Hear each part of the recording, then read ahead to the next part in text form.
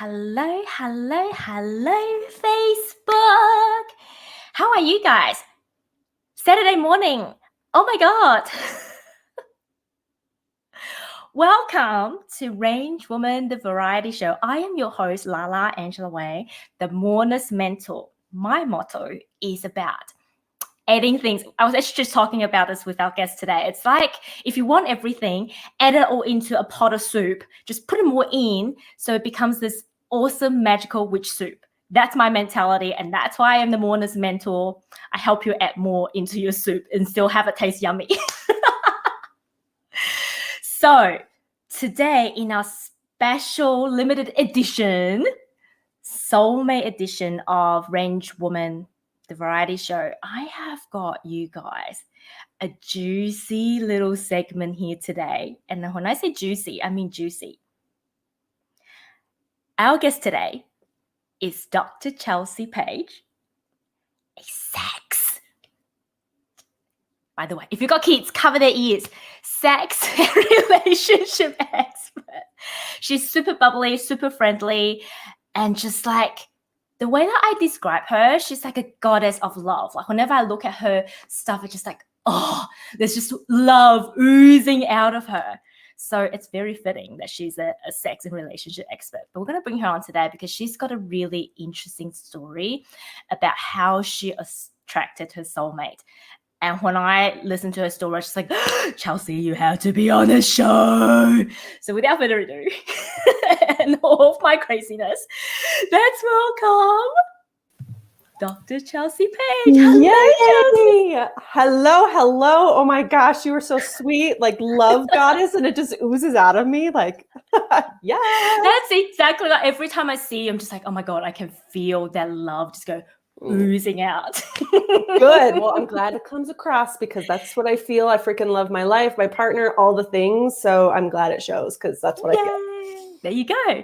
Well, first of all, I want to congratulate you. Like you have jumped in, took a deep dive into your business roughly just over a year ago and decided to fully commit and fully invested in your business going full time.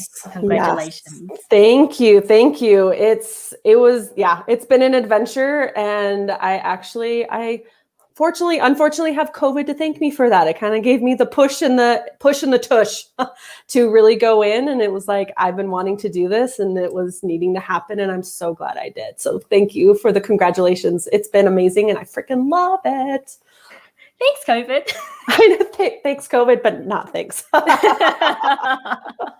Well, my question to you is, how much has being in a soulmate relationship really helped you transition into this?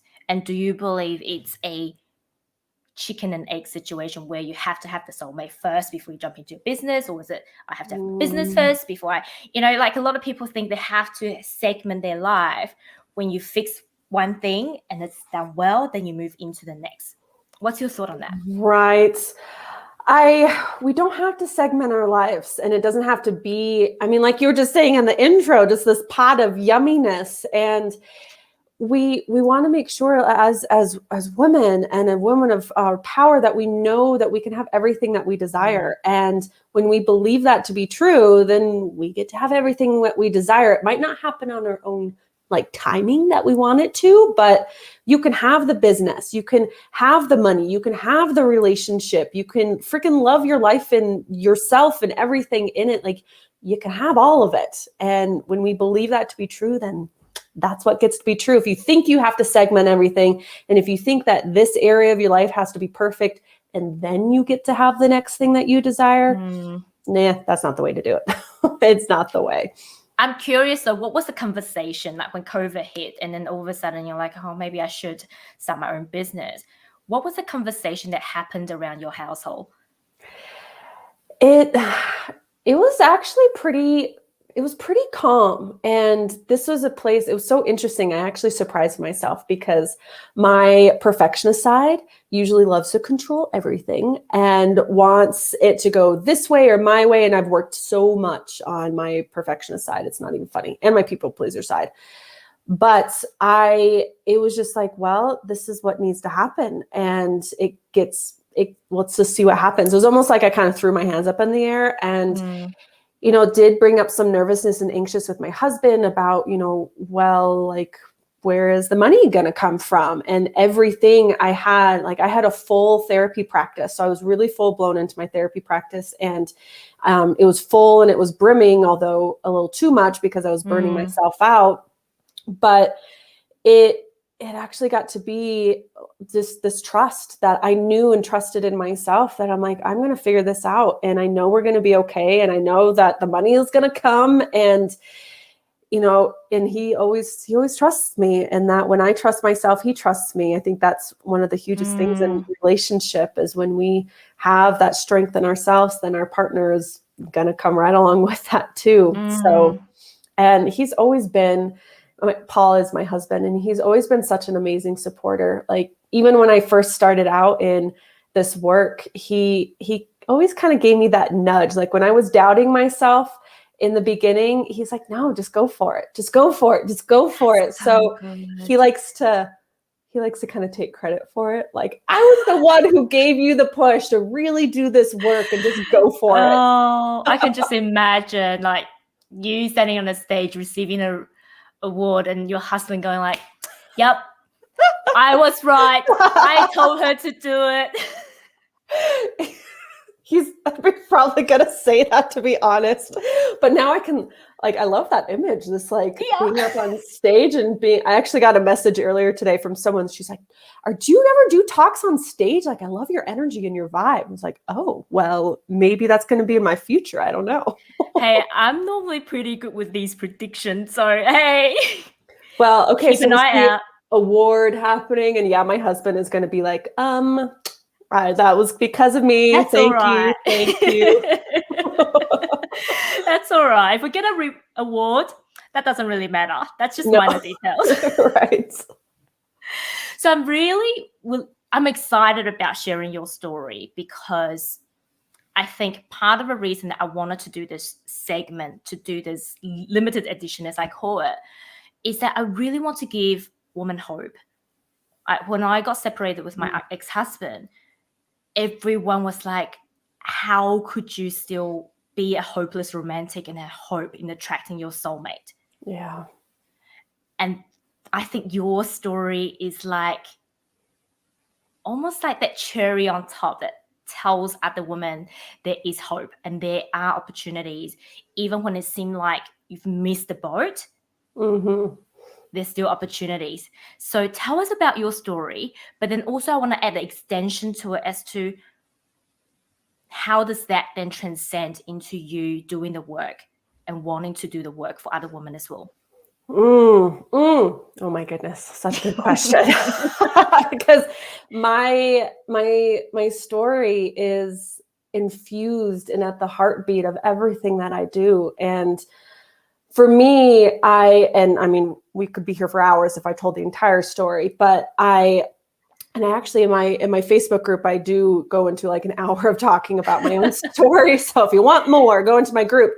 But it's so for me, I was married before. So I was married before too, and we had gotten divorced because I had been in that relationship and selected that relationship from my people pleaser part of me. And so what I did is I created my life from the outside in rather than the inside out. And it was if everything's right, my perfectionist side was in there too, of like, if everything's perfect and, it's all put into place, like the white picket fence stuff, like we can fix it. It's all going to be good. Right. And then I'll be happy. Right. And no, it's not that he was an amazing man. He just wasn't an amazing fit for me because I wasn't showing up in that relationship. And my now husband, we actually knew each other, and he was a friend that was immersed in with my husband and our land at that time. And when my husband and I got divorced, Paul, my husband now, we still remained friends, and then it continued more and we started dating, and then we're like, this is kind of weird because we were friends before and now we're dating and like what? But I knew in his energy, and it's going to make me tear up, in his energy, I knew that I could really explore who I was and start having life in a relationship from the inside out. And this is what I truly believe what really soulmate relationship is that we first are our own soulmate, and we fill ourselves up with love and connect with ourselves and know of ourselves, and that we're not having relationship with someone out of need, but out of desire. And that's who my husband is I am me, and I don't need him. Like, I can take care of myself, but I totally desire him and have him in my life. Like, he's staying. I love that. Yeah, I love that. It's been, and there's a bunch of nuances in that, but it's the journey. And so, and to your second part of your question about how that impacts my work now, is that's what I help women do, is make sure that they are feeling in love with themselves and accessing their soul and their intuition and living life, a desire-driven life that they freaking love from the inside out. Because when we do it from the inside out, then it all works. And yes, there's messy bits. There's always messy bits, but it gets to be good. Like, I freaking love my life. Like, I realized that, I think it was a couple months ago, I was journaling and sitting on the couch, and I was like, oh my gosh, like the life that I desire, I'm like literally like living in it. Like, I was like, wait, this is like deja vu. Just let me like touch myself, pinch myself. Yes. So it's, and I love helping women do that too. Have the life they desire. And that's so beautiful. And I resonate with that so much. I often say to my clients, it's not 1 + 1 = 2 in a relationship. It's not even half plus half equals to 1, because so often we say,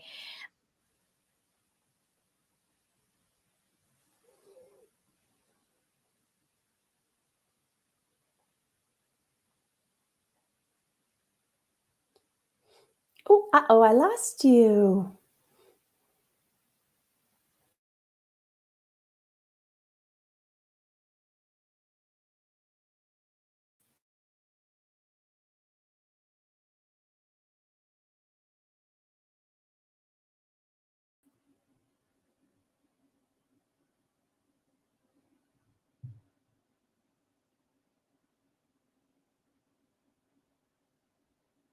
okay, we seem to have some internet issues. So what I am going to do is, hello! Hey, you're back. I don't know what happened. I don't know. This doesn't often happen, but my internet just dropped off. Oh, well, technology happens, so that's okay. Yeah. See, messy bits happen. Okay, so where was I? Oh, yes. 1 + 1, 2. Yes. So often I say to my client, 1 + 1 in a relationship doesn't equal to 2. And it's not even commonly people say my other half, I'm finding this man to complete me. That is what I called a half plus a half equals to 1, which is even worse than 1 + 1 = 2. That's a good way to put it. What I really believe is 1 + 1 = 3. So you have one soul, two souls, and you create this completely separate but part of your entity. Okay, this is when I put my business hat on. You know, when you have like a, they call let's say you've got a company, right? You have the directors and the directors, they all have their share, but you're actually putting it into a company. It's a separate entity altogether. Right. And that's how I see relationships. You have a feminine energy and a masculine energy, and you create this divine union, which is a complete separate entity. That's part of you, but it's not. Yes. And I agree that definitely we don't want people to complete us. And I feel like even with that word soulmate too, sometimes I feel like it can be sometimes misused and misleading, and it's what the intention that we have, and it's making sure that it's not like, okay, there's one person out there for all of us. And this, like, as much as I love my husband, I don't believe he's like the end all be all, and he's the one person, and if for some reason it doesn't work out, then I'm not ever going to find love again. And I of course don't want that to happen, but it's because I am full in myself, just as you said, the one soul, and it gets to be this.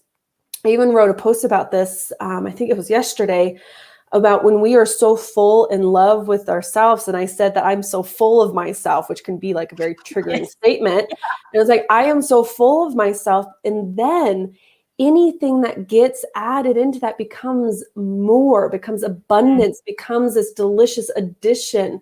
So any more love that comes from my husband is like these extra goodies that come in, rather than if we're coming at it from this lack place of like, I need to be completed and I need somebody to like be my other half. That means we're coming from a lack place and actually using people to complete us and to make us feel better and to validate our worth. And we don't want to be using people. Definitely don't want to be doing that. That is such a good analogy, especially from a people-pleasing perspective, because Yes. I call myself a recovered people pleaser. Yeah. I've always played with this. I'm like, am I recovered or am I recovering? Because I will always have the people pleaser part of me, but she's no longer leading the show most of the time. Oh, you got me thinking now. Good. That's why we're having conversations like this, right? So I guess, what is it like? What do you think is the secret sauce? And I think sometimes people are like, well, duh, of course it's sex in a relationship. But as a sex and relationship expert and a soul doctor, what do you think is the secret sauce to maintain that, ooh, I really like you, or ooh, I'm just like, ooh, so in love kind of vibe in a relationship? Because like you said, there are messy bits. Oh, yes. And that's a really good question. It's working through the messy bits.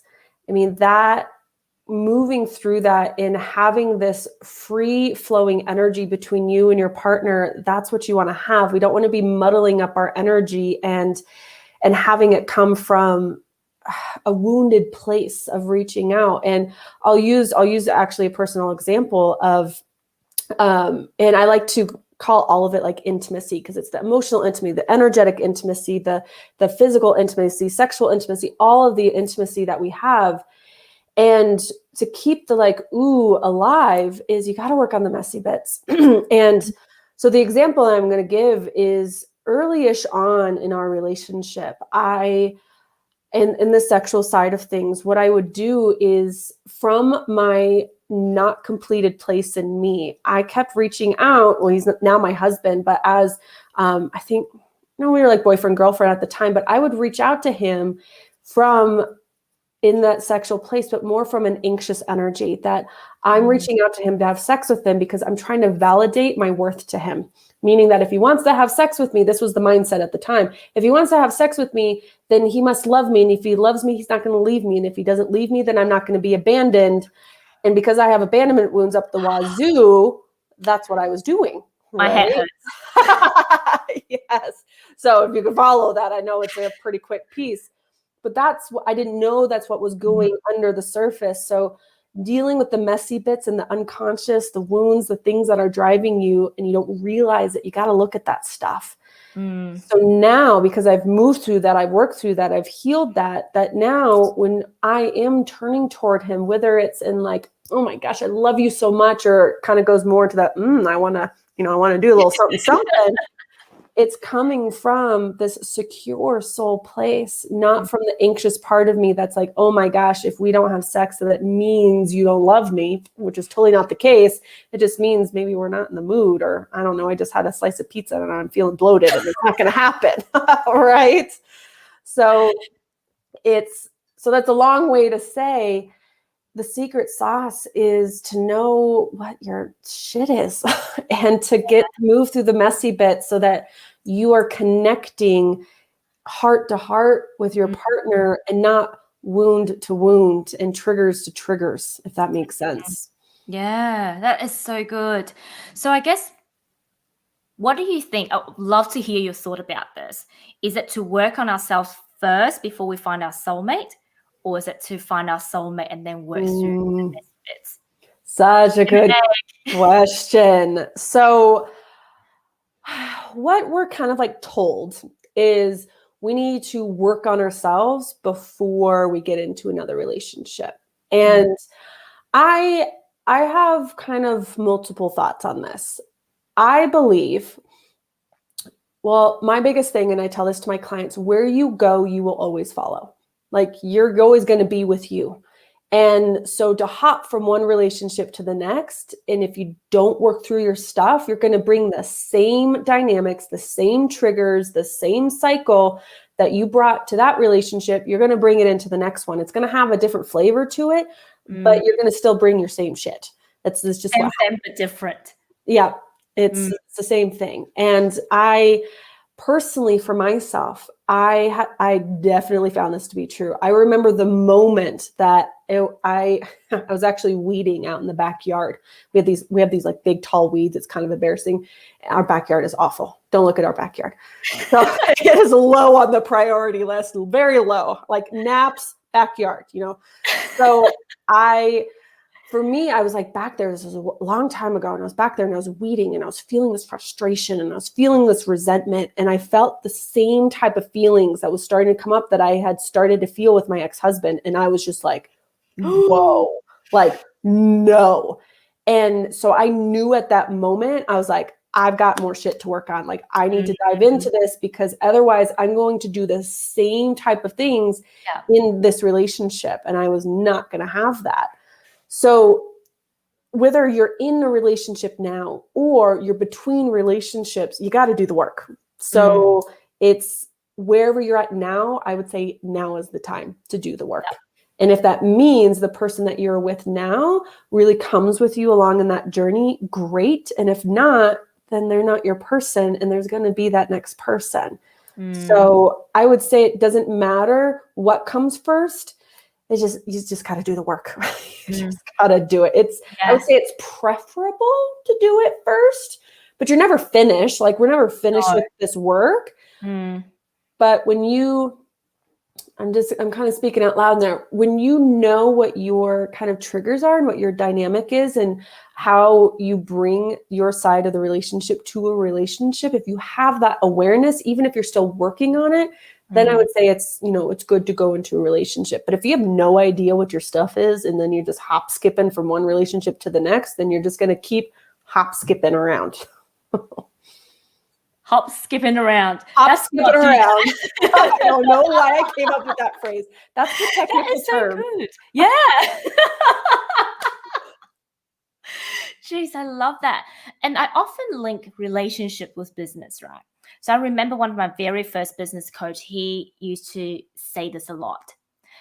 A business can never outperform the psyche of its business owner or the owner. And I think relationships the same. And when I first started, and this is so funny, it just reflects the level that I was in.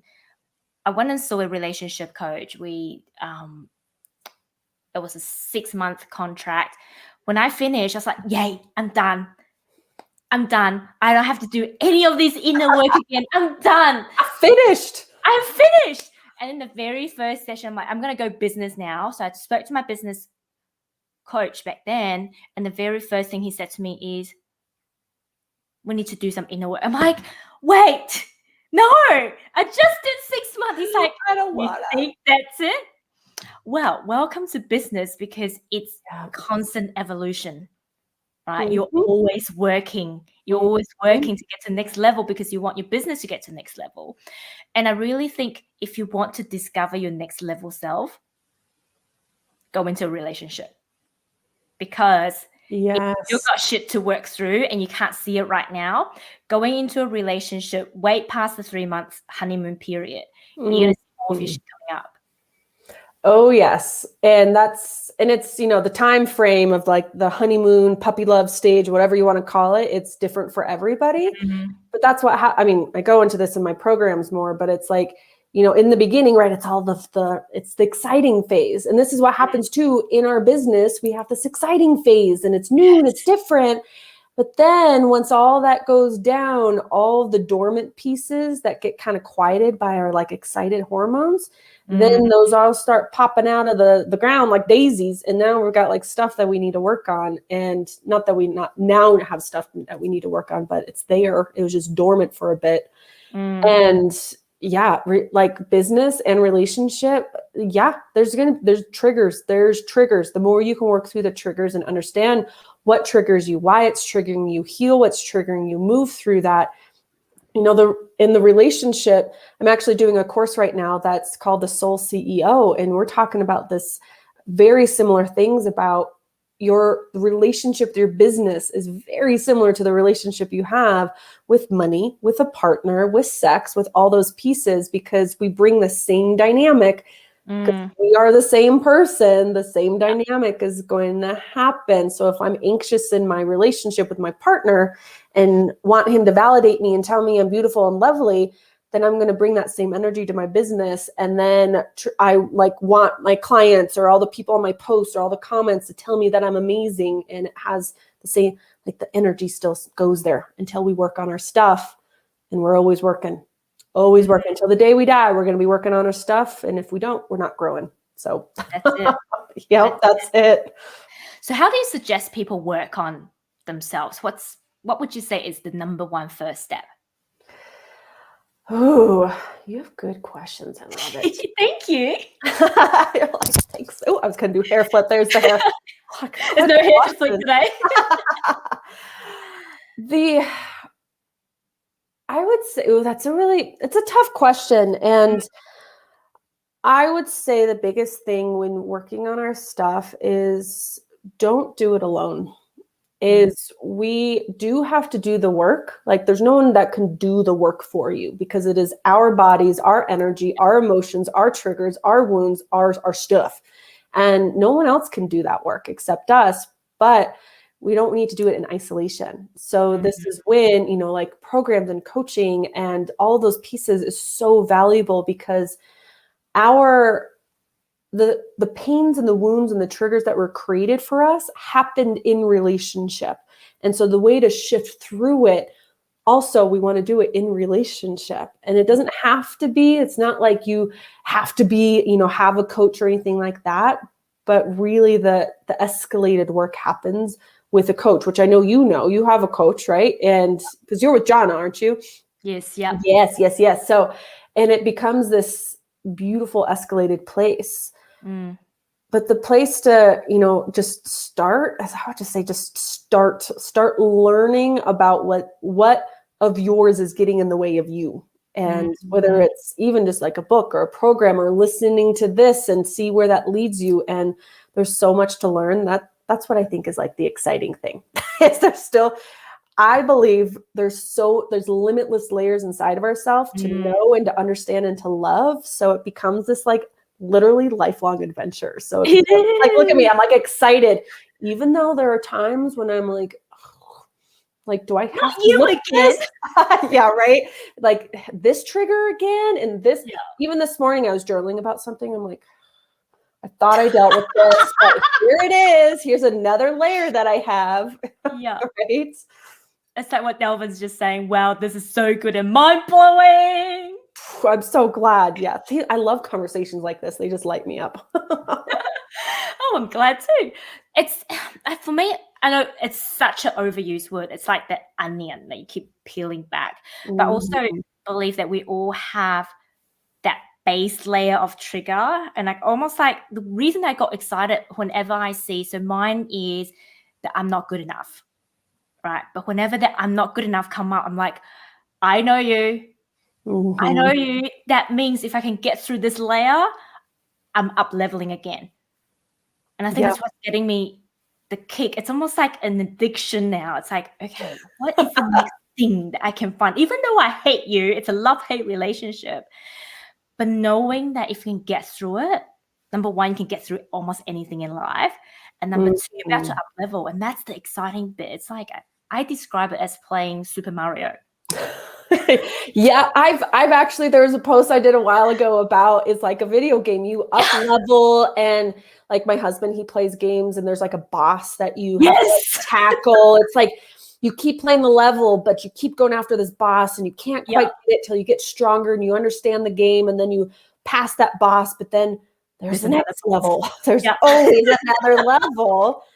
And yeah, it is a journey. And I feel like it's okay. And even when you said, that not enough, like there's two basic fears that we have as humans. At the core of everything, there's like different flavors to it, but it's not enough and fear of abandonment. Yeah. That's it. It all stems from that, which stems from some wound or multiple wounds that we had as kiddos where we didn't feel like we were enough and we got abandoned and and then we had to do something about that to, as I like to say, this never again approach. So we have these protection shields that come in that really try to guarantee that we are enough or that we'll never be abandoned. So for me, people pleaser, that was like my biggest protection shield because I knew if I please you up the wazoo and you really like me, then you're going to want to keep me around, which means you're never going to leave me and I'm never going to feel that abandonment feeling. Yeah. Can I guarantee that? No, but that's what we do and try to control our atmosphere when in reality, this is what I like to do in my soul support membership is we really touch base into our soul and go, okay, what does my soul believe to be true? What does our highest self believe to be true?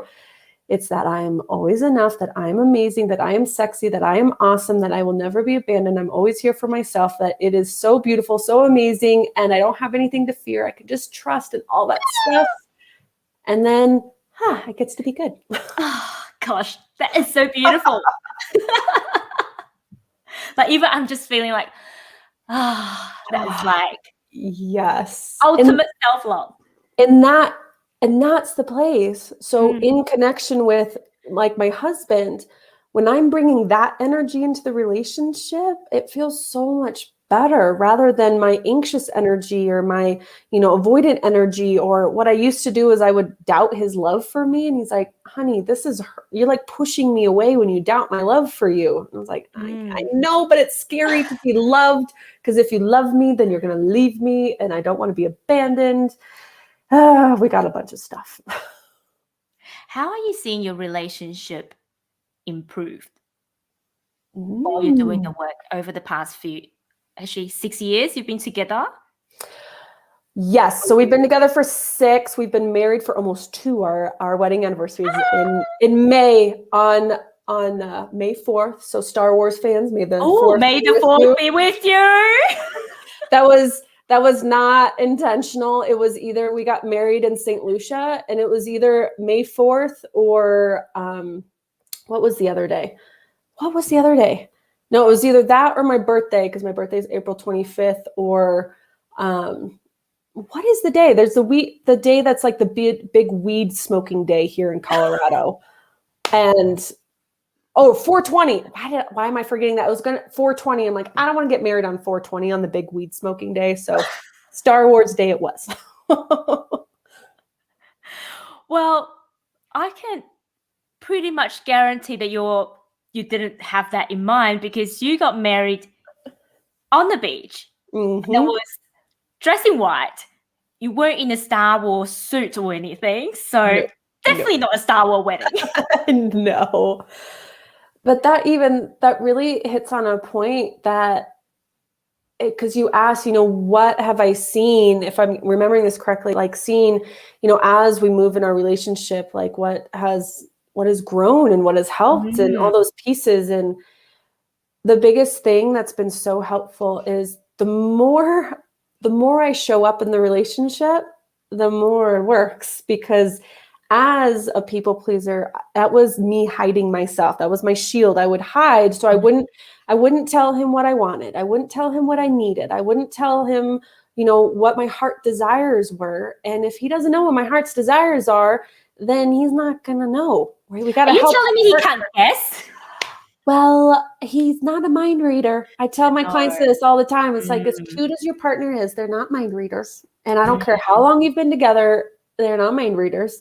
And, they start to learn and they pick up things, but ultimately they can't read our minds. And so I remember once my husband told me, it was an argument that we got in because I didn't tell him what I wanted. And I thought, assumed he would know. And then I was frustrated at him, but it was totally not his fault. It was just because I didn't tell him. And I remember him telling me, he's like, Chelsea, I feel like you've got like this deck of cards and you're like holding it close to your chest and you're not showing me what's in your heart. And if I don't know, then I don't know. And of course that's vulnerable, right?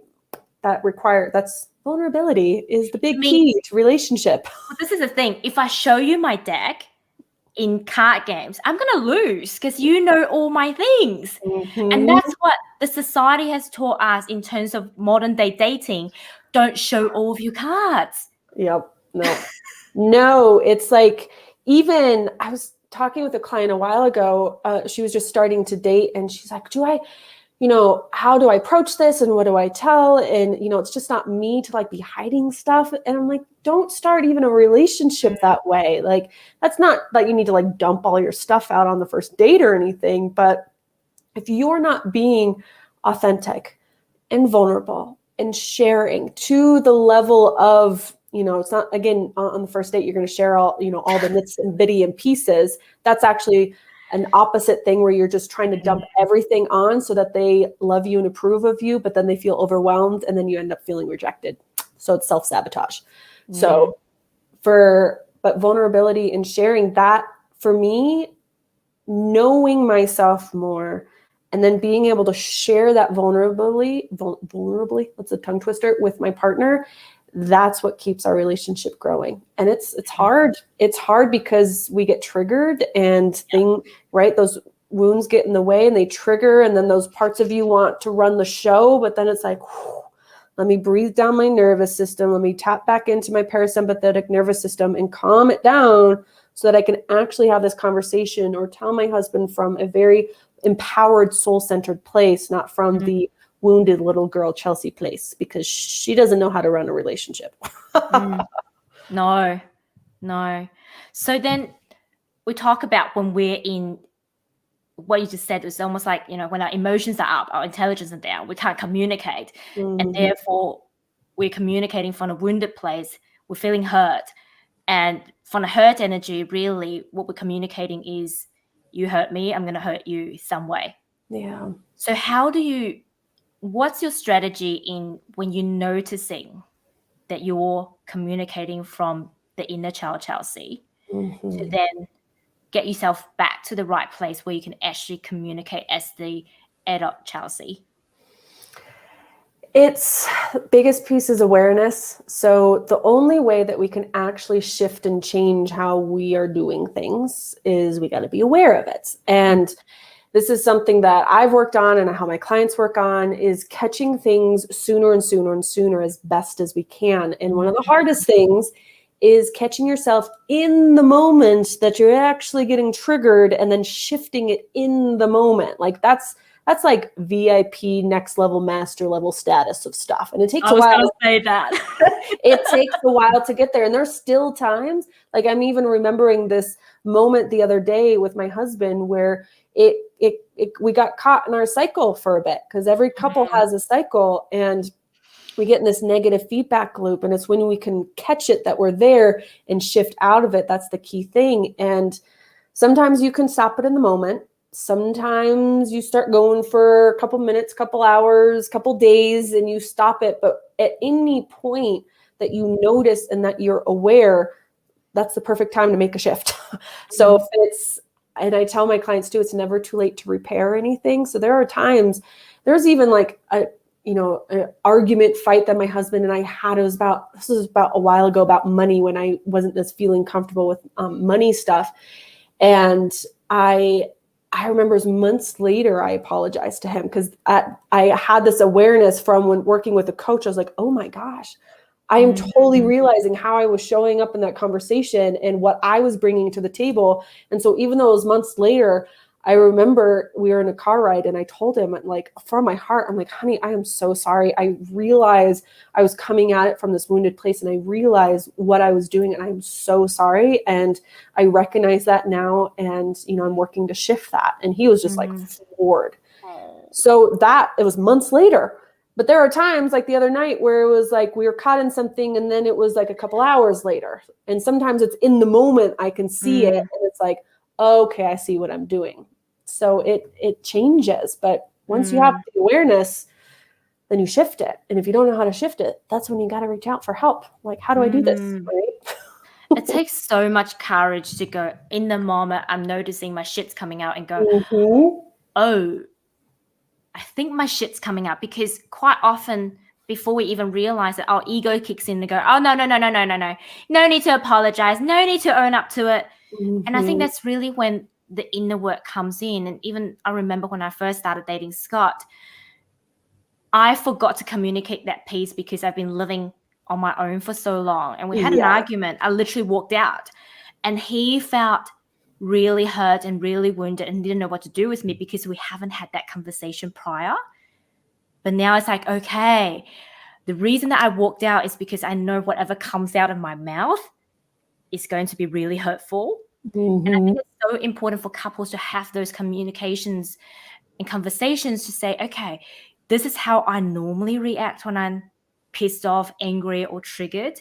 How do you work around it? What's our secret language in terms of when we're facing this? Like, I was interviewing Vivi yesterday, and she's like, they've got this thing from the mindset of the Million Mind. Oh, yep. And it's about me. So now whenever they see each other in their mini-me, like in the little self that's just going, they point at each other and go, mini-me. Yes. So that's like their signal. And I think it's really putting that boundary in, but also having a bit of playfulness in terms of that's your secret signal to each other to go, oh, here we go. And I there's so many things. I love this. I love this conversation that that's where it becomes this partnership, because it doesn't need to be 100% on you to always see your stuff. Sometimes we're blinded to our own stuff, and how we gently point that out. Like, there are times and that my husband will, I'm like kind of on this track of I'm triggered and I'm not seeing it, and he'll point it out to me. And I remember this one conversation that he was just like, Chelsea, you're up here. Like, what's happening underneath? Like, what's the underneath stuff? Because this is what happens. You can get caught on this conversation up here. This is when couples are arguing about the dishes or about the money or about the fact that, you didn't something. Like, it's never about that stuff. It's the underneath. What's the real shit underneath the iceberg? Exactly. What is underneath and how we respond to it, and working to not respond in that way. Or if you notice yourself, like for you, when you walk out, that's the avoidant attachment, is like, this, something's going on here, I'm going to walk out, which then triggered Scott to feel abandoned and be like, WTF here. So then his wound was getting triggered. And then that's when we get into the cycle. But it's working on that more and more. Like, even there are times when, like, my husband, because he does that too, he's the exeter outer person. But now he can say to me, I'm feeling this, and I can't have this conversation anymore right now. We need to come back to it. And so he'll more lovingly exit out, because like you said, he knows that if we keep going, that we're not going to get anywhere if we're like keep going in this conversation. So it's a process, but the more that you understand what's contributing to what you're doing, and then repairing any times when you're not in your best self, and catching yourself as soon as you can so that you can get back to your best self. And so I gotta say this one last piece, this is coming up. And this is why self-care, self-love, and energetic responsibility is so important, because I know 100% the reason my husband and I got in this little argument piece like a couple weeks ago or something, can't remember now, is because I was not attending to myself. I had gotten triggered about something in my business, and I was doubting myself, and then I was covering that up and doing all the things. So then I was more exhausted, which means I was not as emotionally available to attend to when triggers come up, which meant when something happened that my husband did, which he was not wrong about whatsoever, I got more easily triggered because I was not more centered in myself. So that's a long way to say that. That is so good. It's like you've already created that snowball. You're tracking the snowball. Yep. The moment that someone put more snow on it, that ball's going to get bigger. And when you hit a wall, it's going to explode. Yep. Totally. Yes. And it's a journey. And I always tell people, it's like, we're not looking for perfection. Like a good relationship is not a perfect relationship. And if it looks perfect, it's not perfect. There's always stuff going on, always stuff. So, and, moving through the hard stuff, that's also a big piece about a relationship, because shit gets hard. Like with COVID and everything, things get hard. Life gets hard, but the way you move through it and work through your stuff, it gets better and better. And it's rewarding when you do the work, right? Chelsea, I love you and love this conversation right here, right now. I'm having so much fun. So one last question. How do people find you if they want to work with you? Oh, good question. Yeah, so the best place is you can find me on Instagram, on Facebook, on Clubhouse now at Dr. Chelsea Page. And also, just follow me on Facebook at Chelsea Page. And so you can friend me or follow me, probably follow me because I think all my friends are filled up. But jump into your group.